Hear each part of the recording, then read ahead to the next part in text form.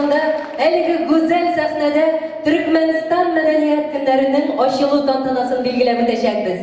Türkmen һәм татар халкы арасында шундый күркәм чаралар үткәрү халыкларыбызның дуслыгыны, мөнәсәбәтләребезнең җылы булуын исбат итеп тора.